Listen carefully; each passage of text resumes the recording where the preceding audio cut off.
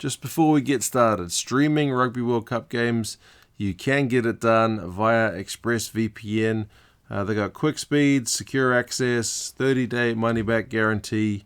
Link in the description with more information, or stick around at the end of the video. I will show you how it's done. But for now, on to the video. Rugby World Cup 2019 Pool B. Suffice to say, this one has two very strong favourites in this pool. It's New Zealand, South Africa, Italy, Namibia, and Canada in the pool, with, as I said, New Zealand and South Africa being the firm favourites for this one.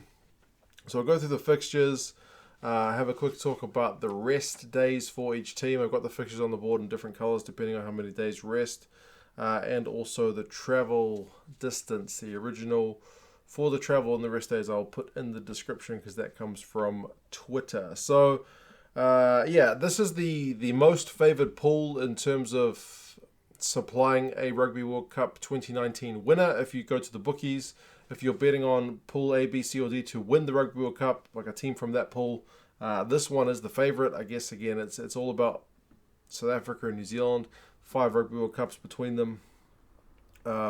And actually, New Zealand, South Africa is the favoured final at the bookies at the moment, at least here in New Zealand. Kind of no surprise that New Zealand are involved, and a fair few people backing the Springboks as well for that one. And that's the opening game in the pool. So how much more could you ask for? That's a pretty sweet opening game. New Zealand versus South Africa in Yokohama. It's going to be a massive game, and if you're already plotting out through who these teams could potentially meet in playoff games or knockout stages, I should say. I've been watching too many American sports. Either way it works, you understand. It's really the deciding game as to which side of the draw you're going to end up on. You could end up playing Ireland or potentially Scotland, Japan. I mean, nobody knows how it's going to exactly work out, but I mean, if Ireland go ahead and do a job in their pool, then the winner of this pool likely avoids Ireland, and the runner-up has to face Ireland as pool winner. So that's all down the track, but it opens with New Zealand, South Africa, massive game. Italy, Namibia is the other game that opens up this pool. Canada are the final team to get underway. So you can see I've got it in green there. That's their opening game for all of the 5 teams. So South Africa, New Zealand, Italy plays Namibia. Namibia play Italy. It's green because there's no previous game within 7 days of that game. It's the opening game for all these teams. So they're in green. And then the first game where you get a team not on a full rest or having no games beforehand is Canada's opening game up against Italy. So you can see for that one, Italy are in red because they only get 3 days rest before they face Canada. It's an interesting one because they've kind of got their 2 easy games up front. Do the Italians, they'll be looking to get solid wins over Namibia and Canada, and then hope for a result against one of New Zealand or South Africa. So I guess that could be worse. Like, you'd rather face Canada. With all due respect, you'd rather face Canada on 3 days rest than New Zealand or South Africa on 3 days rest. That is just the way it is. Italy, 2 big games early on. They should win them, but they'll need to go out there and do a job. Potentially just look for bonus points as well. South Africa against Namibia is the next one. So South Africa for that one. And you'll notice South Africa doesn't get any more games where they get like a full rest, like full 7 days between any of the games. So it's kind of good that they've got the All Blacks first. Both teams are as fresh as each other, so there's no advantage or disadvantage there. In terms of the rest days, South Africa get a bit of a short end of the stick for this pool. They face Namibia. That will be an interesting one. Neither side had a full day's rest. So South Africa was 6 days, Namibia with 5, so also in blue. Put 5 or 6 in blue. I guess, being African rivals, that one could get a bit testy, but I would think, South Africa will be very confident of going into that one and racking up a pretty decent score. New Zealand against Canada is the next one. For that one, New Zealand's on a very big rest. 10 days they have between that South African game and the Canadian game. So if any guys do pick up knocks or niggles in that first game, they do get a good chance to recuperate and potentially even sit out that game against Canada if they do shift the squad up as they're kind of expected to do. Canada, on the other hand, only have 5 days rest for their game against New Zealand, so that's always going to be a tough prospect as well. 3 games on the bounce for them, all looking pretty tough. My door just opened, nobody touched it. It's the wind that was disconcerting. Next, after that game, is rattled. South Africa against Italy. Again, that one, South Africa, as I said, doesn't have any times where they get a full day's rest. So they go into that one with 5 days. And when you look at the Italians, these final 2 fixtures against the big guns, which is South Africa and New Zealand, both of those games, Italy go in with a full week's rest. So they've got 7 days from their last game before they end up playing South Africa. South Africa will be on 5 days. So, I mean, Italy are long shots in this pool. But yeah, I mean, if you're gonna get it done, you want to have all that rest in the lead up. I can hear my daughter crying in the other room, and that's not helpful that the door's opened. Next is New Zealand against Namibia. New Zealand only on 3 days rest for that one, so it's a pretty quick turnaround. Namibia do get a good, decent rest before that one, 7 days. South Africa, Canada. Again, South Africa, pretty quick turnaround for them. 3 days they've got to back up, but it is a game where they should be able to shift out the whole squad and still get a decent result. Canada with 5 days, again, it's not optimal anyway.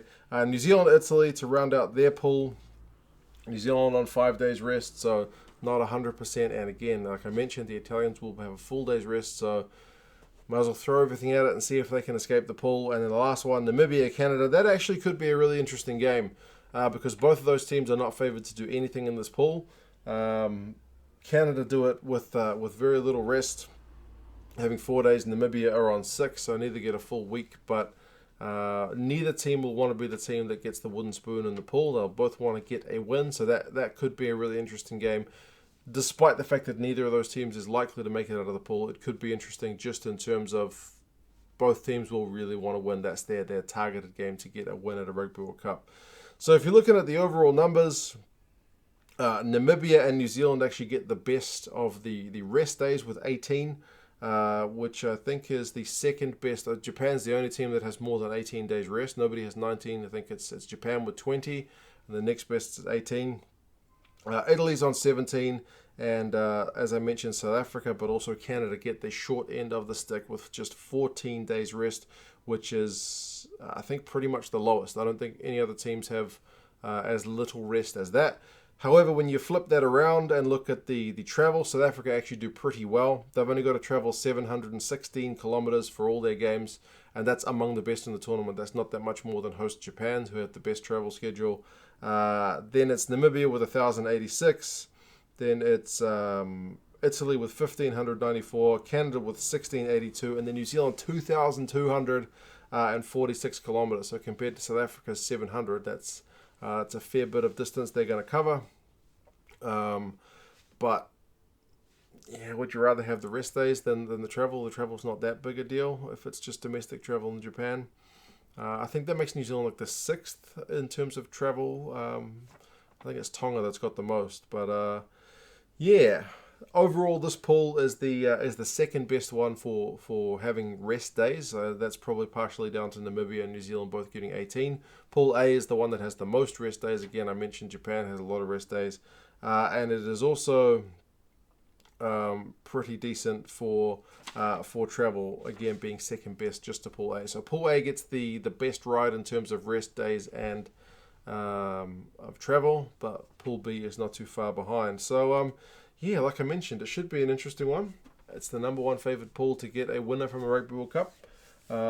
If you look at that schedule, you maybe give Italy a slight better chance than you might have before seeing the fixtures list. Just the fact that they get a really good chance to rest and recuperate before taking on the All Blacks and the Springboks. But that being said, it's still a long shot. You got to feel like it's going to be a pretty tough road ahead for the Namibians and the Canadians, but they'll want to do their countries proud. And New Zealand and South Africa, man, that opening game is going to be absolutely awesome. I'm very much looking forward to it. You guys let me know your thoughts on the pool. How well do you think these teams are going to go? Do you think the rest days and the travel is going to be much of a factor, or do you think with proper management the teams can overcome that?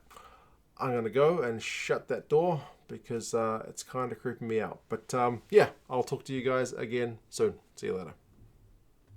So how does this VPN thing work? You go to the ITV website, you connect to ExpressVPN. You'll have to sign up first. That link is in the description.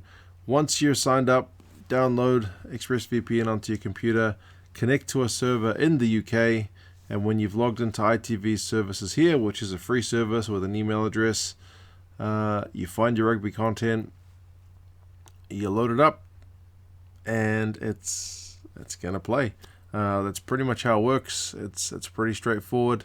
From when I've contacted ITV, they said they're going to have games live and they're going to try to have the replays up within 2 hours. So, yeah, hopefully, guys, this is a good way to get that rugby content in. See you later.